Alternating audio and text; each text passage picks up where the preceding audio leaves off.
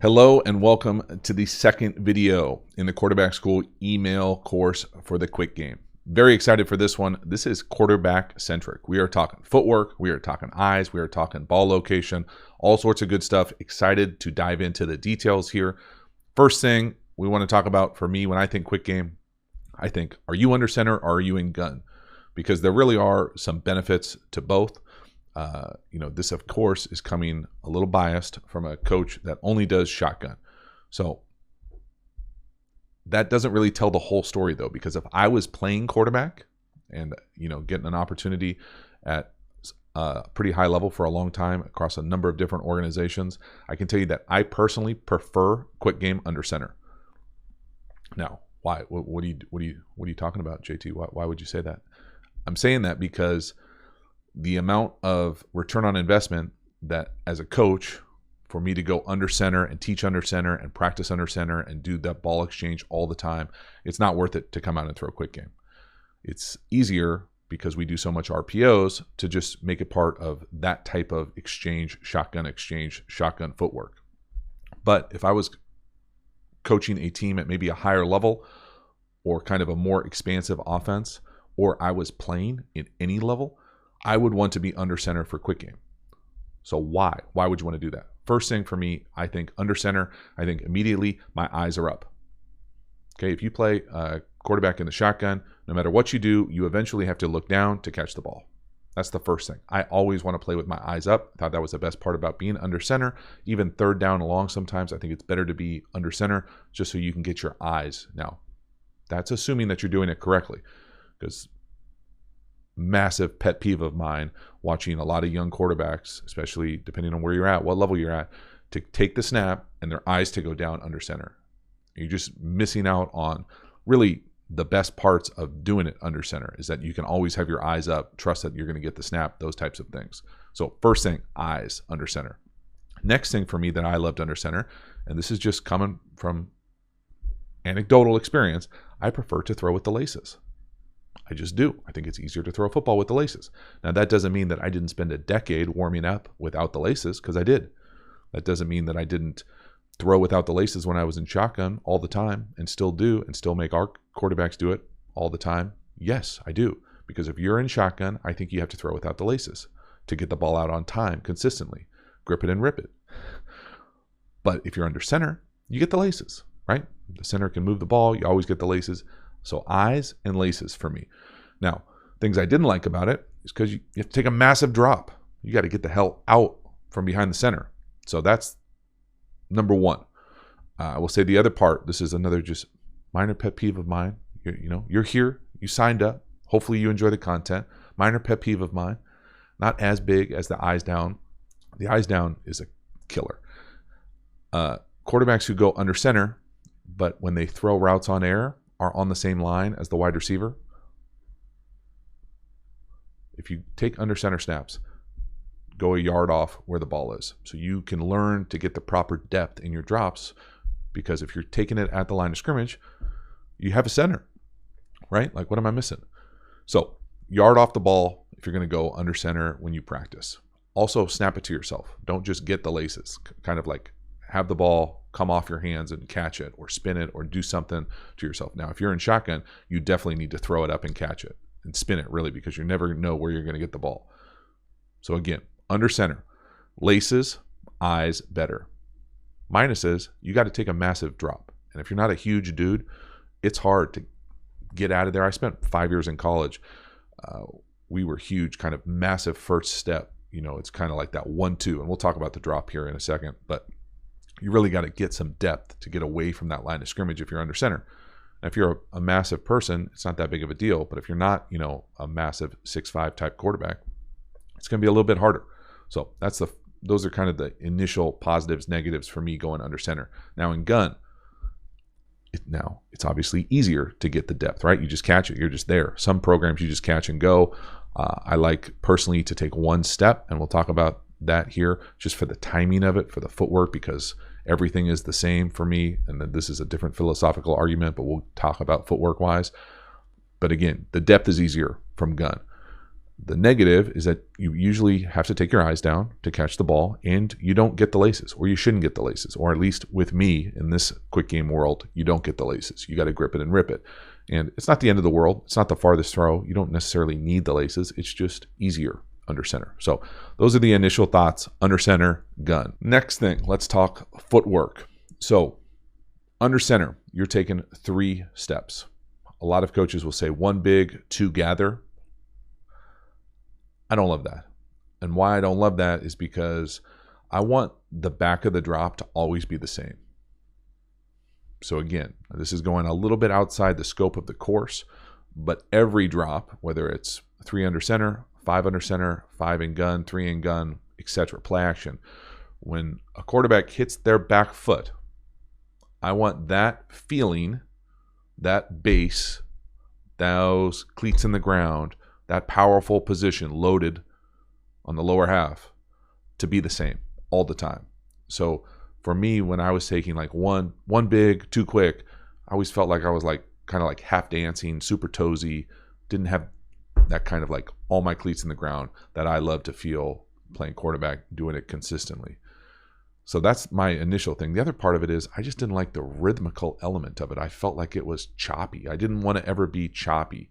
And so I was always kind of more just like 1, 2, 3, even out, that type of thing. Make it smooth, relaxed, all those types of things that I like to see in quarterback play because I thought it felt good for me when I was playing like that. And so for me, I prefer kind of a balanced 3-step drop, but again, hitting that back foot, making it the same if it was a 5-step drop from gun, a 1-step drop from gun, a 3-step drop from under center. So again, when you hit the back foot, when you hit that back step in a drop, whether it's a 1-step drop, 3-step drop, 5-step drop, 7-step drop, for me, I always want that to be the same. That's what we're always practicing, throwing on platform as a quarterback.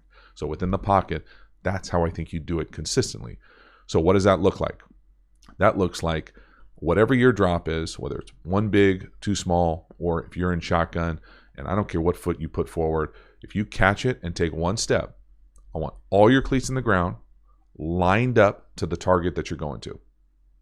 So if you're going to the left and you're a right-handed quarterback, it's a lot easier, right? You just catch it, boom, all your cleats in the ground right there.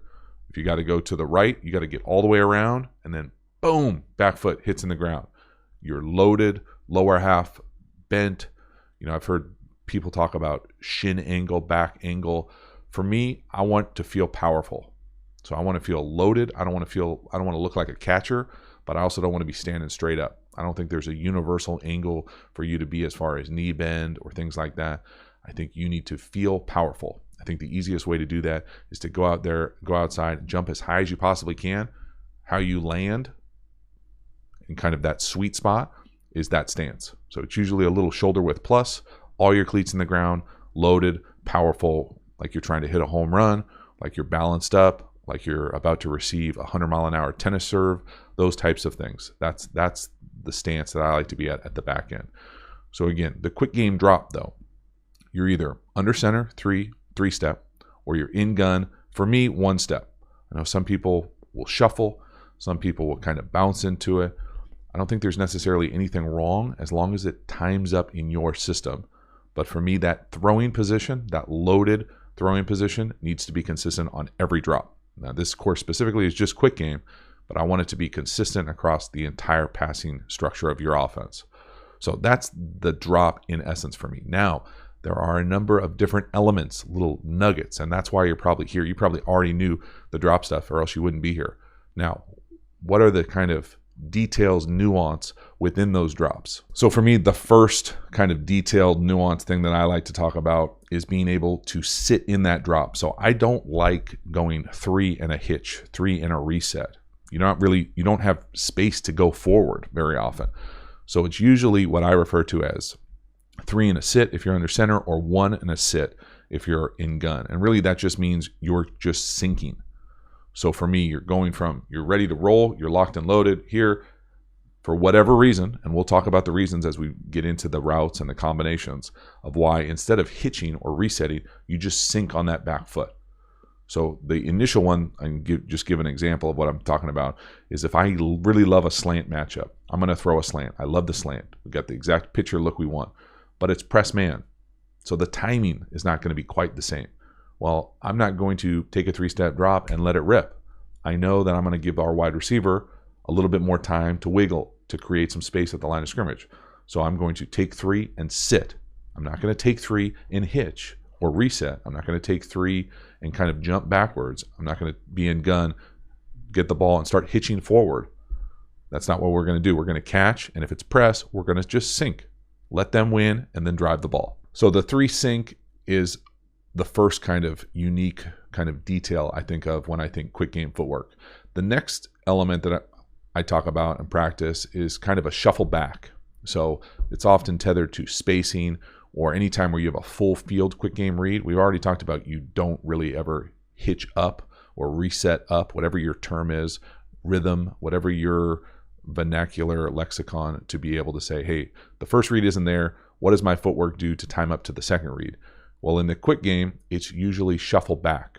So say, just hypothetically, and if you don't know what I'm talking about, we will talk about it in later videos, that we have a slant and spacing, kind of a super generic quick game.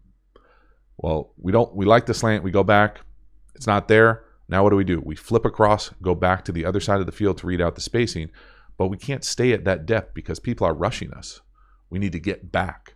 So it's usually 3 steps and a hitch back, three steps and a jump back, 3 steps and a shuffle back. So it's a really timed, learned thing. And so for me, it's one of those things. It's either, again, under center, 3 steps and a sit, 3 steps and a shuffle back. And really that's just getting through the read. So again, when you're in gun, you rarely ever have to do that shuffle back thing. Again, this is more, under center, pro style stuff, things you'll see at the higher levels. If you're under center and you run 3-step and your first read isn't there, you shuffle back a little bit, work to the sit, work to the hitch, work to the spacing, work to the backside slop, work to those types of things, work to the backside combination that we will talk about in the read. But just so you know the footwork, under center, 3-step, get it out, 3-step sink, 3-step shuffle back. In gun, it's really just 1 step, maybe a shuffle, maybe 1 and a sink. Really, there will be 1 and a sink if it's press coverage. But that's really the details as far as the quarterback drop for me. Now let's talk ball accuracy, ball location, ball control. This is a massive element of the quick game. For me, I always think of the movie Patriot. I think it's The Patriot maybe, where Mel Gibson's character tells his son, aim small, miss small. There's an element of that in the quick game where completions for completion's sake aren't necessarily good enough. So I'm a big fan of good enough as far as a philosophy for life. If you take other courses, you've probably heard me talk about good enough. Good enough in the quick game accuracy is probably not one of the cases where I'm a fan of good enough. You need to be able to deliver the ball consistently as a quarterback with enough control to allow our players to run on the perimeter. So if they're running a slant and they have to slide to catch it, that's not good enough. If they're running a slant and the ball's on their back hip and he bats it up like a volleyball set for a pick 6, that's not good enough. Yeah, it hit him in the hands, but that's not good enough. These are short, quick throws. The ball needs to be put out in front of them with allowing our fast guys to keep being fast. So ball location, even on static turns, hitches, sticks, sits over the ball needs to be on the correct shoulder so they can turn away from the near defender. All things we'll talk about with different routes and combinations. But again, the ball location is vital to the success of a quick game. I think of guys like Tua, who are just ridiculous with the ball location on slants, lots of RPO type throws, but really it's just slant quick game throws. And when the quarterback is accurate and leads them, that is really half the battle on a lot of the massive big plays. So if you're trying to hit big plays within your quick game, slants, different ways to quick little darts, anything fast, even flats. If the ball's out in front of them, easy to catch, it makes the play so much easier. So again, it's not good enough to get a completion. The accuracy is vital. It needs to be out in front of them, easy to catch, not stretching, just usually right off of them. I like to say that triangle kind of face, throat, shoulder area up on their face, easy to catch, run, protect themselves. Again, you kind of take receivers' lives into your hands playing quarterback when you throw a slant. You can't throw it high, expose them. Can't throw it low and take away all their yak. You have to really make it part of the game. It's part of the process of the quick game. Again, the footwork, is tethered to the route. And we'll talk about the routes in the next video. But quick game footwork under center, 3 steps, gun 1 step, and then the ball location. It's not good enough to just put it in the sector of the wide receiver and they'll go make a circus catch and, catch and fall for 5 yards. We're not trying to get 5 yards. We're trying to get big plays generated with our players on the move, going towards the end zone in the quick game. So again, just quarterback details, footwork, under center, gun differences, and then ball accuracy, the premier vital element of being able to put it out in front of them, allow our players to run. That is really the quarterback details in a wrap. So wrapping up the quarterback details here, for me, it is the differences between under center and gun. And just because you might not do under center right now doesn't mean that it's not important to know, either as a coach or as a player. Because really, the higher levels you go, you almost certainly have to do both. So knowing the foundation for under center and gun. The next is the details within the footwork.